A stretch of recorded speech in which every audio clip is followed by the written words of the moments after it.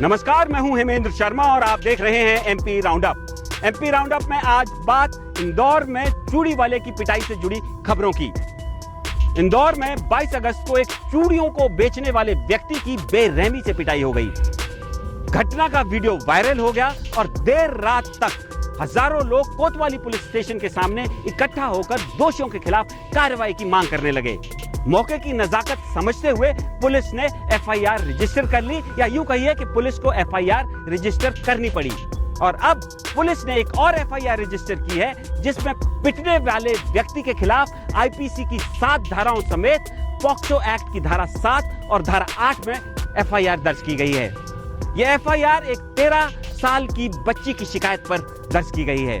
बच्ची ने अपनी शिकायत में पुलिस को बताया है कि घटना वाले दिन वो अपनी मां के साथ अपने घर पर थी, जब आरोपी वहां पर चूड़ियां बेचने पहुंचा। चूड़ियां खरीदने के बाद मां जब अपने कमरे में पैसे लेने गई तो आरोपी ने बच्ची के साथ अभद्र व्यवहार किया, जो सेक्सुअल हैरेसमेंट की श्रेणी में आता है। तो क्या वाकई में ही तस्लीम ने बच्ची के साथ अभद्र व्यवहार किया, या उसको एक सोची समझी साजिश के तहत फंसाने की कोशिश की जा रही है? हम पूरे घटनाक्रम के तथ्य आपके सामने रख रहे हैं, आप खुद ही तय कर लीजिए कि सच्चाई क्या है। बच्ची ने अपनी शिकायत में पुलिस से कहा है कि दुर्घटना के वक्त उसके पिता बाजार गए हुए थे। और अब आप सुन लीजिए एसपी इंदौर का ये बयान। कल जो बाणगंगा थाना क्षेत्र में एक घटना हुई, जिसमें एक चूड़ी बेचने वाला आया था, उसके साथ कुछ लोगों ने मारपीट करी और इसके बाद वीडियो वायरल हुआ। वायरल होने के बाद पुलिस ने उस पर मुकदमा दर्ज किया है, गंभीर धाराओं में मुकदमा दर्ज किया है।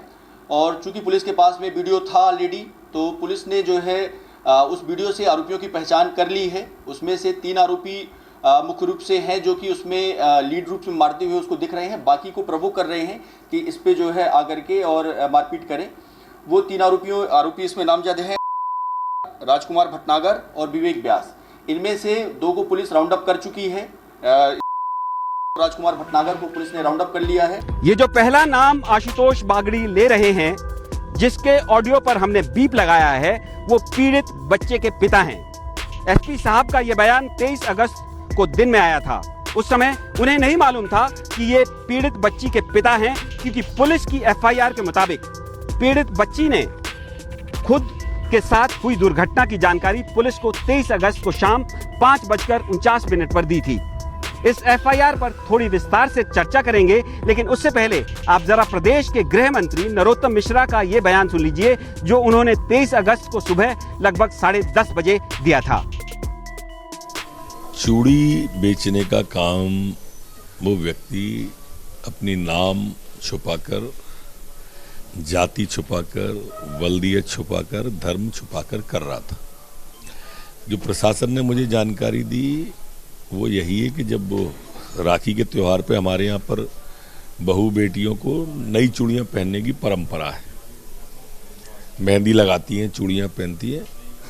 तो उसी दरमियान बेटी को चूड़ी पहनाते, हाथ पकड़ते समय कोई भ्रम की स्थिति पैदा हुई और वहाँ से वो नाम तलाशा गया। जब गहराई में गए, आधार कार्ड देखे तो आधार कार्ड भी 2 निकले, ऐसा बताते हैं कि वो भी अलग चीज़ का था। और ये बातचीत तल्खी में बदलती गई और मारपीट हुई। गृह मंत्री नरोत्तम मिश्रा ने जब ये बयान दिया, उस समय तक पीड़ित बच्ची की शिकायत पुलिस को नहीं मिली थी। वो शिकायत इस बयान के लगभग 7 घंटे बाद 5:49 पर पुलिस को मिली। और ये जो बातें गृह मंत्री बोल रहे हैं, वही सारी बातें पीड़ित बच्ची ने पुलिस को बताई, जिसका एफआईआर में उल्लेख भी है। लेकिन कब? गृह मंत्री के बयान के 7 घंटे बाद।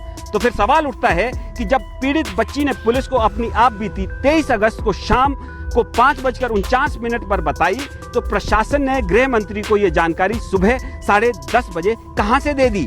पीड़ित बच्ची की शिकायत पर जो एफआईआर लिखी गई, उसमें इस बात का स्पष्ट उल्लेख है कि बच्ची लोक लाज के डर के कारण घटना के करीब 27 घंटे बाद शिकायत करने पुलिस के पास पहुंची। दूसरी तरफ मारपीट की घटना के बाद तस्लीम खुद पुलिस के पास पहुंचा, जिसका उल्लेख उसके द्वारा दर्ज कराई गई इस एफआईआर में है। ये एफआईआर 23 अगस्त सोमवार को आधी रात को 12:32 पर लिखी गई और इस एफआईआर के मुताबिक पुलिस को घटना की सूचना 22 अगस्त को रात 11:40 पर मिली। ये वही समय था जब इंदौर की कोतवाली के सामने हजारों लोग इकट्ठा होकर चूड़ी वाले को मारने वालों के खिलाफ कार्रवाई की मांग कर रहे थे। अब ये जो एफआईआर रात 12:32 पर लिखी गई, उसमें क्या क्या लिखा गया उसे भी जरा गौर से देख और सुन लीजिए। इसमें फरियादी तस्लीम पुलिस को बता रहे हैं कि किस तरह से उसके साथ मारपीट और लूट हुई। साथ में ये भी बता रहे हैं कि घटना के तुरंत बाद वो पुलिस स्टेशन गया, जहां से तस्दीक करने के लिए 2 जवान उसके साथ मौकाए वारदात पर गए। मारपीट हुई, चूड़ी ऐसे नाम बताया, ऐसे सर और ज्यादा मारने लगे। फिर 400 लोग को और बुला लिया और सर मारने लगे। बाहर हल्ला हो रहा है, फिर जवाबदारी